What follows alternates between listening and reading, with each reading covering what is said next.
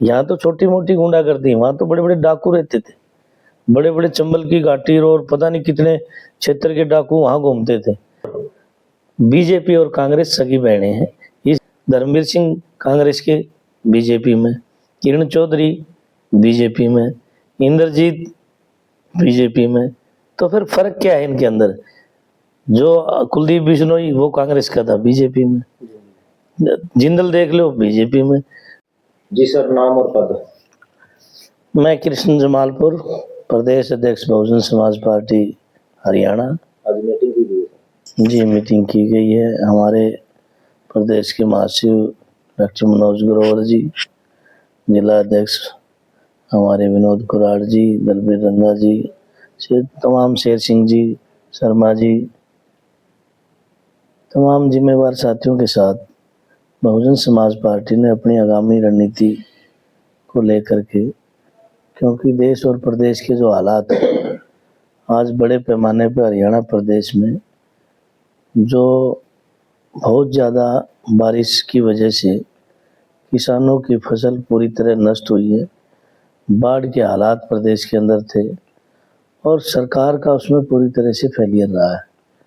वादे तो सरकार बड़े बड़े करती है कि किसानों की आय दोगुनी करेंगे, एमएसपी पे खरीद करेंगे।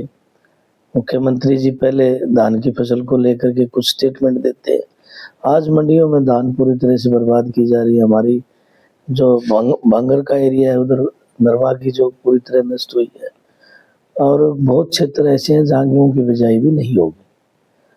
तो किसानों को लेकर के इस देश के अंदर जो सबसे ज़्यादा ज़रूरी चीज़ें हैं, सरकार का उस तरफ ध्यान ही नहीं है। आए दिन किसानों को सड़कों पे आंदोलन करना ही पड़े तब जाकर के कोई बात सुनी जाती है।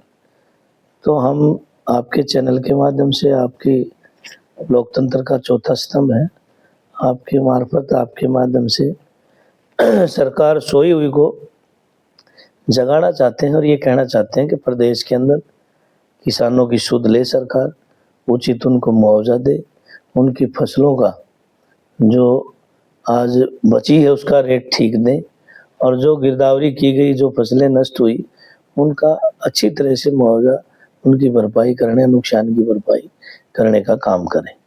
दूसरा, प्रदेश के अंदर लॉ एंड ऑर्डर पूरी तरह फैल है। आज एक जाति से दूसरी जाति को सरकार लड़ाने का काम कर रही है।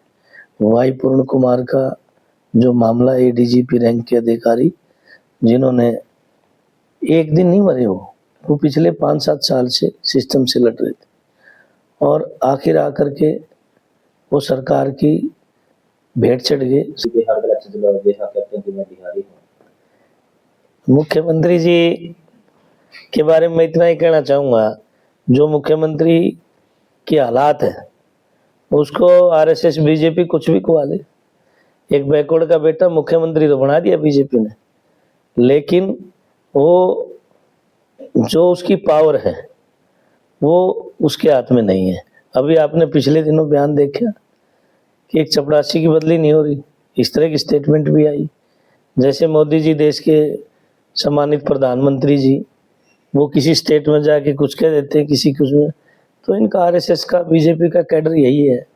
प्रदेश के अंदर आज जो हालात हैं उसके लिए पूरी तरह से सरकार फेल है, और सुपर सीएम यहाँ जो घूम रहा है उसका दिल ही नहीं लग रहा है पूरे देश में और कहीं। वो आए दिन प्रदेश के अंदर जो विवादास्पद बयान दे रहे हैं, उन्होंने भारतीय संविधान निर्माता परम पूज्य बाबा साहब डॉक्टर अम्बेडकर पे जो टिप्पणी की, वो उसकी हम कड़े शब्दों में निंदा भी करते हैं।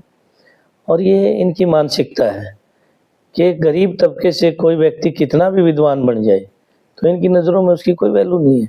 ये आरएसएस का, बीजेपी का एजेंडा है।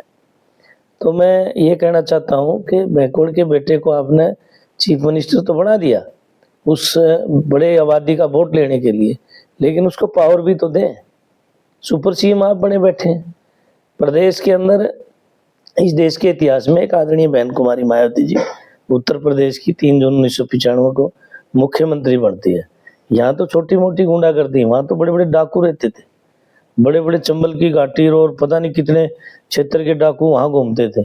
जब बहन जी का शासन आया तो डाकू उत्तर प्रदेश छोड़ के या तो बांग्लादेश चले गए या जेलों में चले गए, और सब चिल्लाते मिले। आपने भी देखा होगा कि भाई हमें जेलों के अंदर जबरदस्ती एंट्री करी। लॉ एंड ऑर्डर इस देश में आदरणीय बहन कुमारी मायावती जी के 4 बार के शासनकाल में आप स्टडी कर ले जाना, और पूरी दुनिया के अंदर बहन जी को आयरन लेडी का खिताब मिला। ये बीएसपी की ताकत है। आज कांग्रेस बीजेपी दोनों एक है। मैं फिर कह रहा हूँ, कांग्रेस बीजेपी कोई दो नहीं है। आज एक तरफ सुपर हुड्डा साहब है, कांग्रेस को पूरी को अकेला जेब में डाले घूम रहे हैं, कोई दूसरी पावर नहीं है, और बीजेपी और कांग्रेस सगी बहनें हैं। इस देश में बीएसपी देश की बड़ी तीसरी राष्ट्रीय पार्टी है। तो मेरी तो सर्व समाज से यही अपील है कि जात को छोड़ करके जमात बना करके आपने कांग्रेस को आजमा लिया, आप बीजेपी को आजमा चुके हैं। एक मौका देश में बीएसपी को दें। हरियाणा में तो कांग्रेस आपके सामने है, धर्मवीर सिंह कांग्रेस के बीजेपी में, किरण चौधरी बीजेपी में, इंद्रजीत बीजेपी में। तो फिर फर्क क्या है इनके अंदर? जो कुलदीप बिश्नोई वो कांग्रेस का था, बीजेपी में। जिंदल देख लो, बीजेपी में। तो हम तो अपने लोगों को कहते हैं खास करके कि यहाँ कांग्रेस बीजेपी का जो खेल चल रहा है आंख में छोड़ेगा। देश की जनता ने उससे अगर बाहर निकलना है तो एक बार बहुजन समाज पार्टी को अपना समय और वोट दे करके देखें, आपको राज का आनंद आएगा। बसपा किस प्रकार से काम कर रही है? बहुजन समाज पार्टी का अपना तरीका है। हम अपने संगठन को कैडर बेस बना करके बूथ और सेक्टर पे काम कर रहे हैं, और महापुरुषों की जो आइडियोलॉजी इस देश में, गैर बराबरी को खत्म करना, व्यवस्था परिवर्तन करना। और आज जो हालात है, तानाशाही जो चल रही है, लोकतंत्र के चौथे स्तंभ के ऊपर भी अटैक किया जा रहा है। अभी पिछले दिनों बहन मनीषा को लेकर के बहुत बड़ा प्रदर्शन बहुजन समाज पार्टी ने प्रदेश के अंदर किया, और मीडिया बंधुओं को जो मुकदमे बनाए गए उसकी भी हमने कड़े शब्दों में निंदा की।